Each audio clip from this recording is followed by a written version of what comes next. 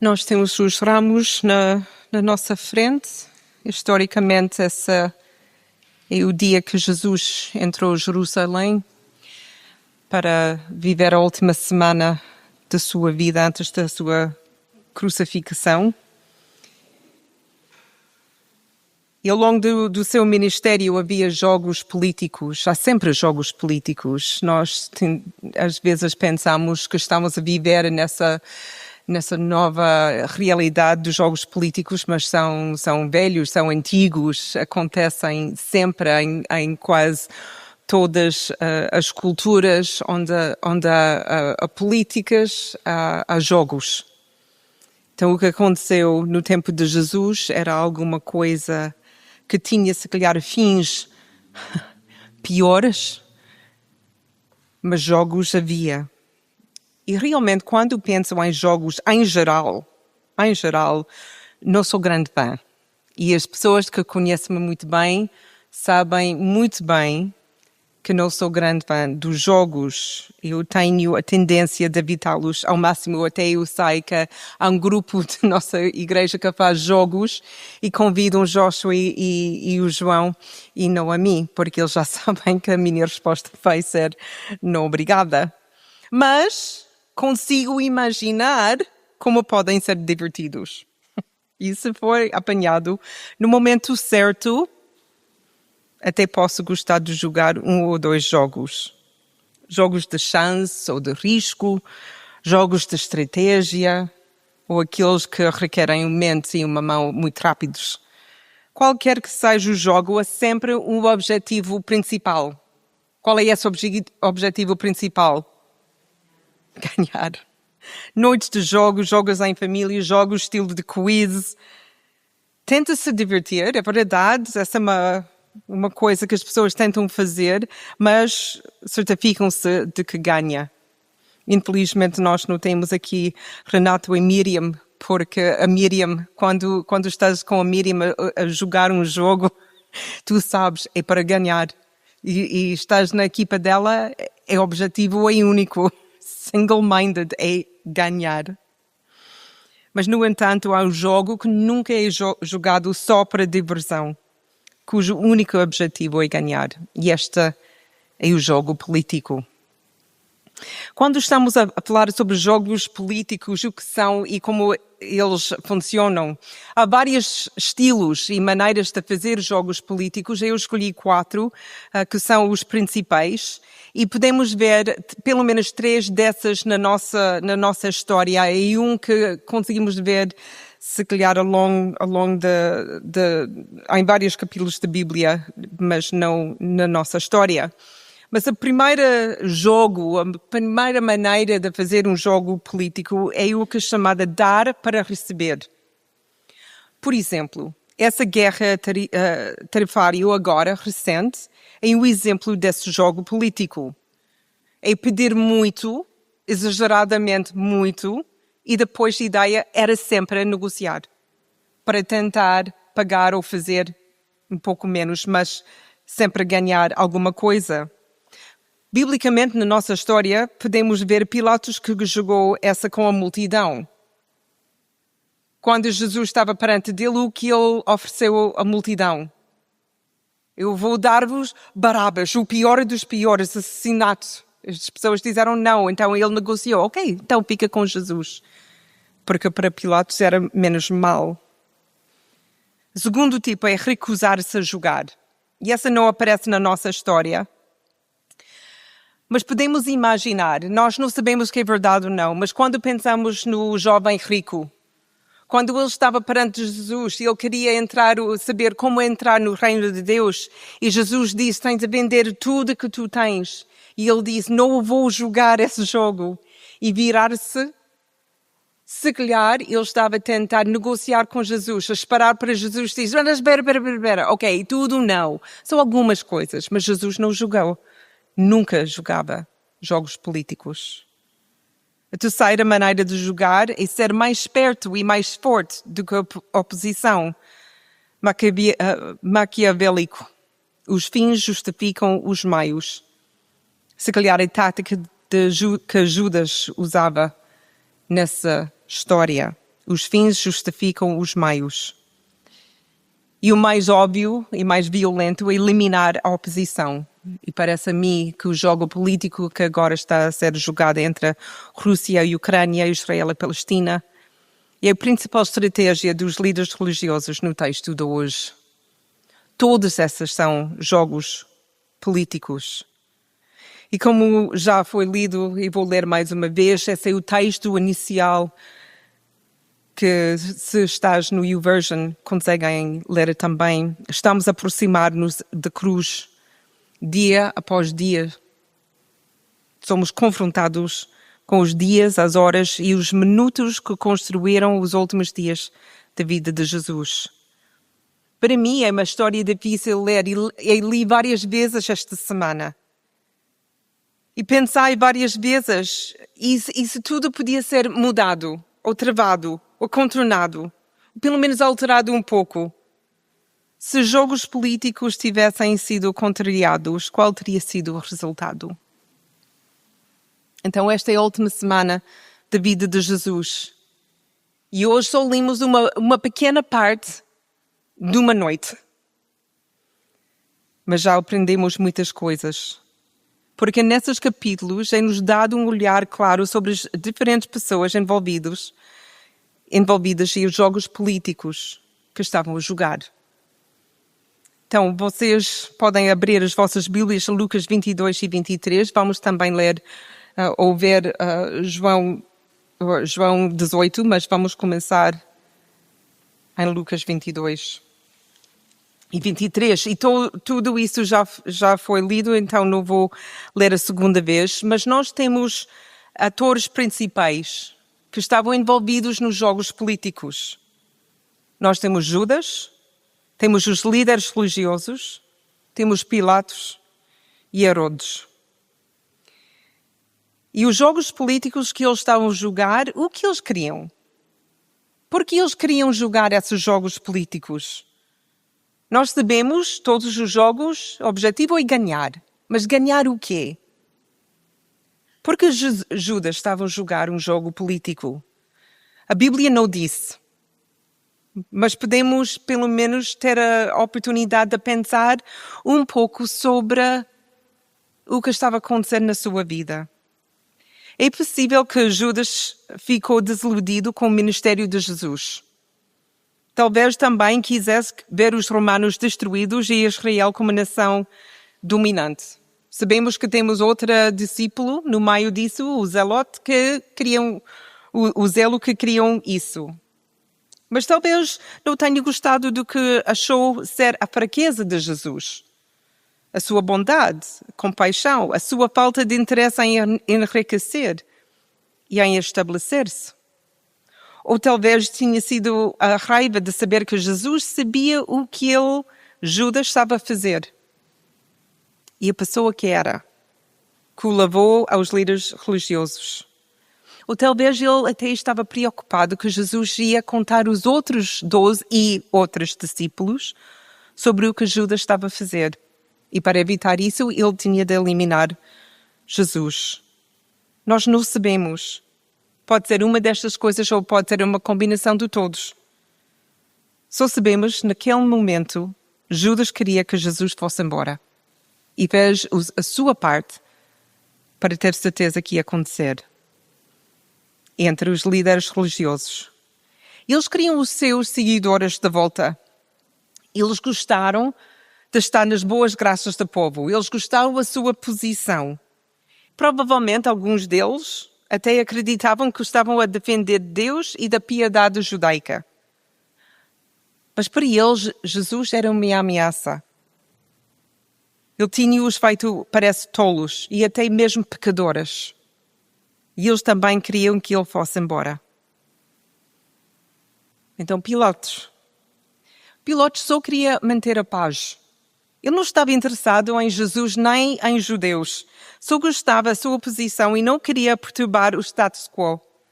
Embora a conversa que teve com Jesus, ou a falta dela, o tinha perturbado, e também o sonho que a sua própria mulher teve, não o perturbaram o suficiente para correr o risco do motim ou de ver visto como fraco.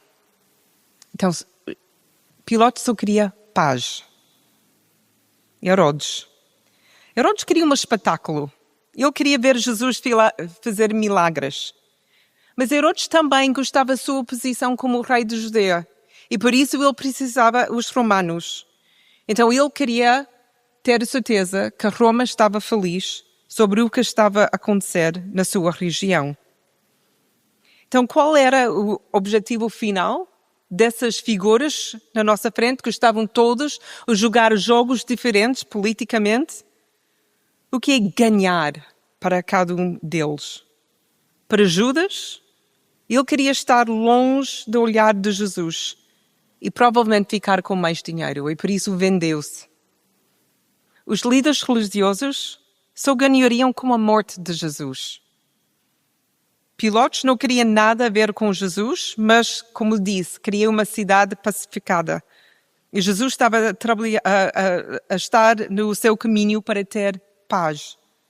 Ganhar estava a satisfazer a multidão e a calar os judeus religiosos, os líderes. E depois temos Herodes. Ele queria ganhar o favor de Roma.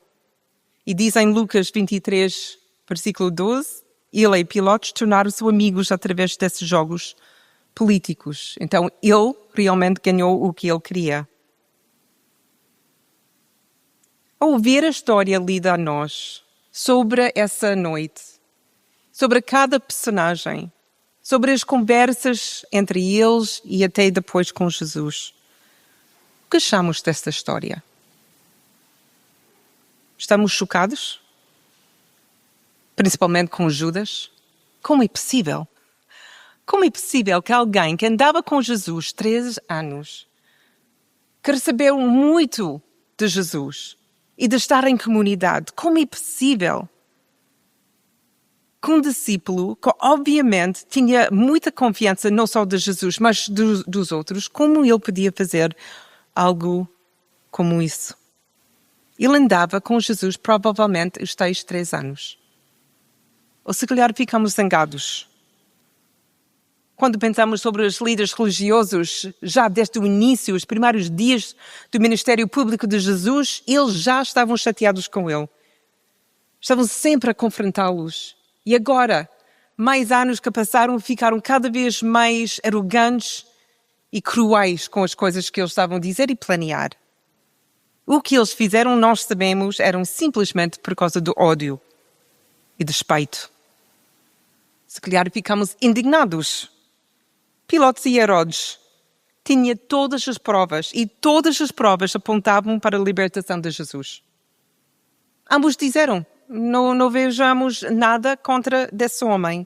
Eles sabiam o que ele não tinha feito, nada de errado.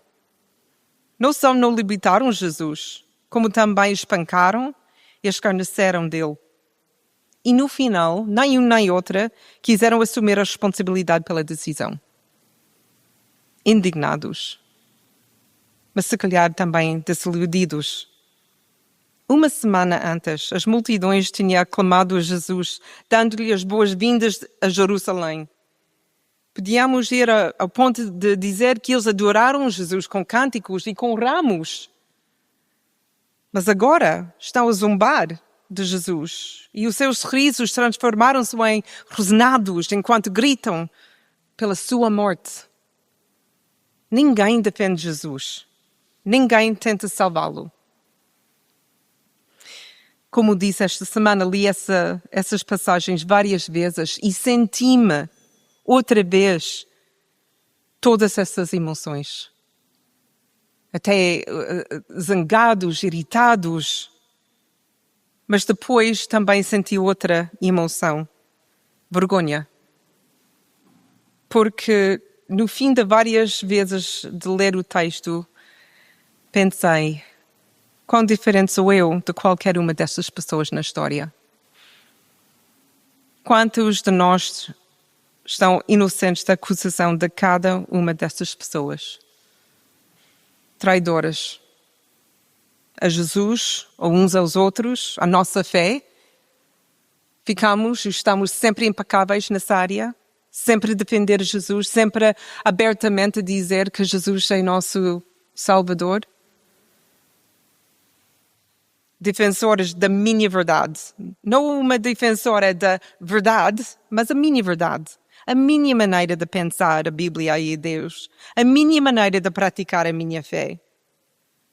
Poderíamos alguma vez ser acusados de ser arrogantes, exigentes, ou mesmo violentos verbalmente ou emocionalmente com os outros por causa do que eu acredito, tal como os líderes religiosos? Ficamos uma vez injustos? Ignoramos um problema? Fechamos os olhos a uma injustiça porque não quisermos envolver-nos?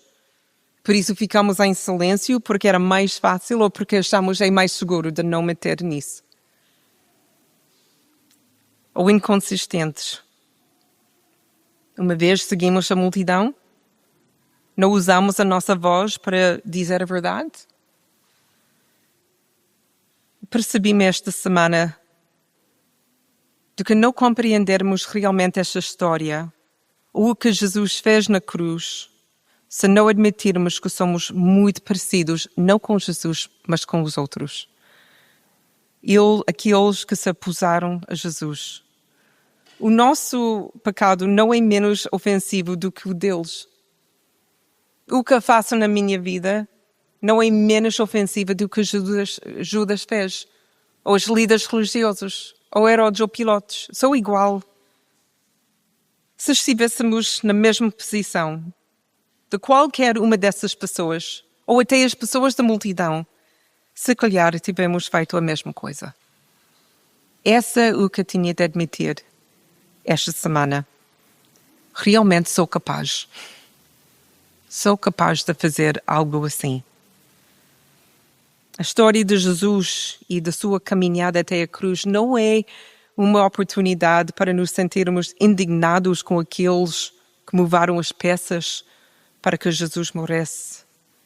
É uma oportunidade para compreendermos a nossa própria natureza e a nossa própria necessidade de ter um Salvador. Esta semana é uma oportunidade perfeita para nós sentarmos-nos um pouco com Jesus e pedir-lhe a sua graça para nos acompanhar através dos nossos pensamentos, dos nossos sentimentos, de andar conosco no nosso passado e do nosso presente. Conseguem lembrar qual é o objetivo dos jogos políticos? Ganhar. E era isso que Judas, os líderes religiosos, Pilatos e Herodes queriam fazer. Eles queriam vencer Jesus e por isso conspiraram em conjunto para derrubar Jesus e para o matar. Mas se lermos a história com atenção, há uma reviravolta. E a reviravolta é isso. É que nunca foram os jogos políticos que levaram Jesus à cruz. Foi o seu amor. E enquanto todas essas pessoas estavam a julgar, Jesus estava firme na sua missão. Ele já sabia, estava a caminhar até a cruz.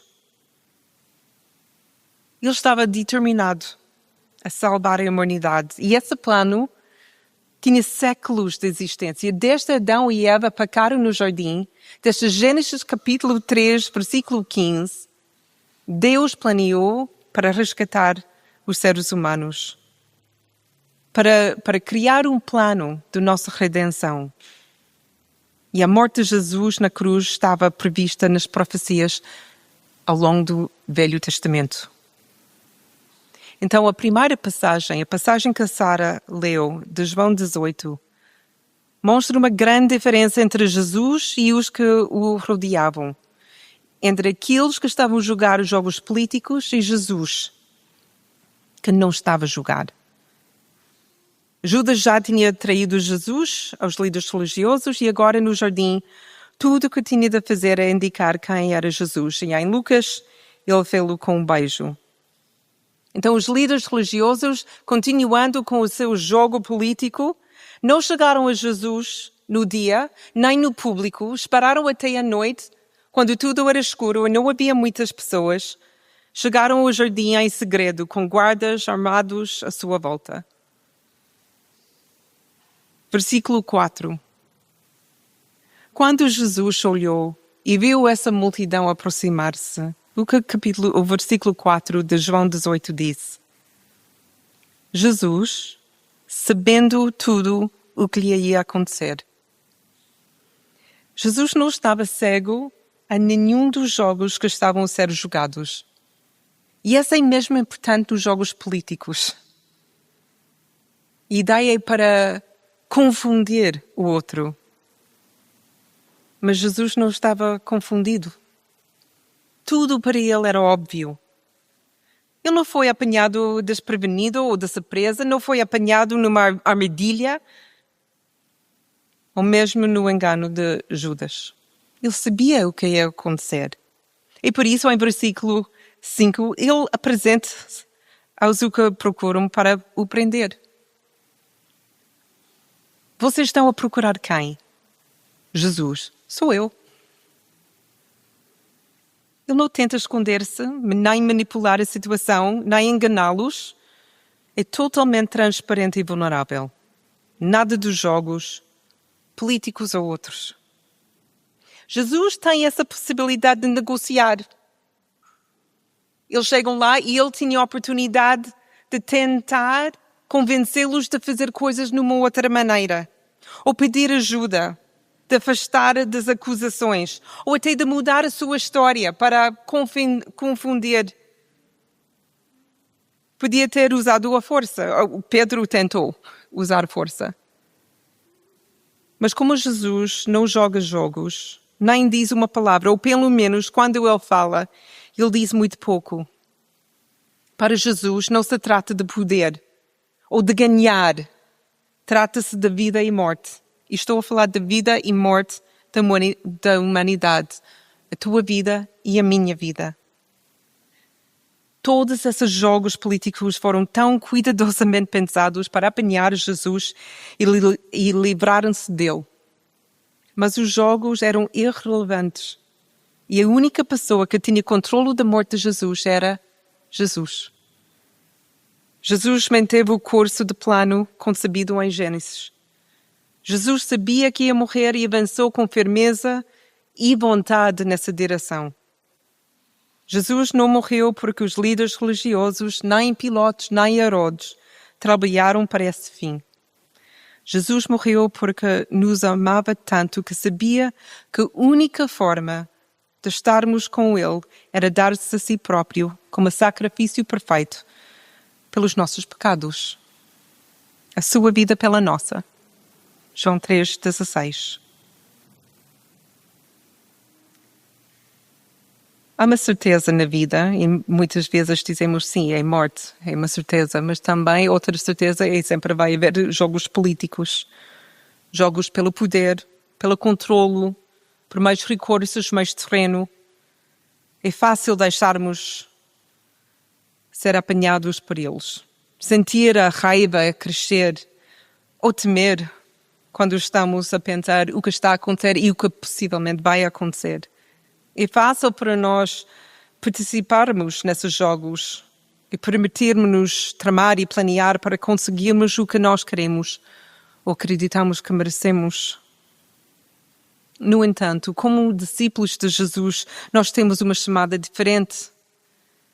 Foi-nos mostrar uma forma diferente de viver e não julgar, de reagir às circunstâncias que nos rodeiam. Hoje, tal como nos dias de Jesus, Deus está no controle de tudo. E Ele tem o plano, e um plano que não pode ser alterado, contrariado ou destruído. Pode haver mais jogos políticos por muito mais pessoas da nossa vida. Mas Deus tem o plano, e o plano vai ganhar. É-nos pedido simplesmente o quê? Seguimos Jesus nas suas pegadas do amor. Não como esquemas e planos, mas com vulnerabilidade, honestidade, caridade e misericórdia. Nós não temos de submeter-nos aos planos e jogos políticos. Nós temos de nos submeter a Jesus. Nós a caminhar com Jesus e tal como Jesus Devemos enfrentar este mundo com calma, com graça e com a verdade. Devemos ser humildes e gentis. Se for preciso dizer uma palavra, que sejam as palavras que o Espírito Santo põe na nossa boca. Como sempre, tenho algumas perguntas que nos próximos momentos podemos usar para o nosso tempo de reflexão. E ao longo da semana também eu vou pedir ao André e ao João pôr um plano, um mini plano para o dia de sábado. Mas podemos usar algumas dessas perguntas, ou todas essas perguntas, no dia de sábado para refletir. Se não querem seguir um plano, então o meu conselho é 4 vezes no dia de sábado, leia o Evangelho de Marcos, 16 capítulos. Logo de manhã, capítulos 1 a 4. À tarde, mais 4. Lanche, mais 4. E à noite, antes de ir para a cama, os últimos 4. No dia de sábado é a oportunidade, no silêncio, quando lembramos Jesus no túmulo. Esse dia escuro, longa, é caminhar com Jesus a partir do seu ministério, da sua vida. Então deixo-vos com essas perguntas por enquanto.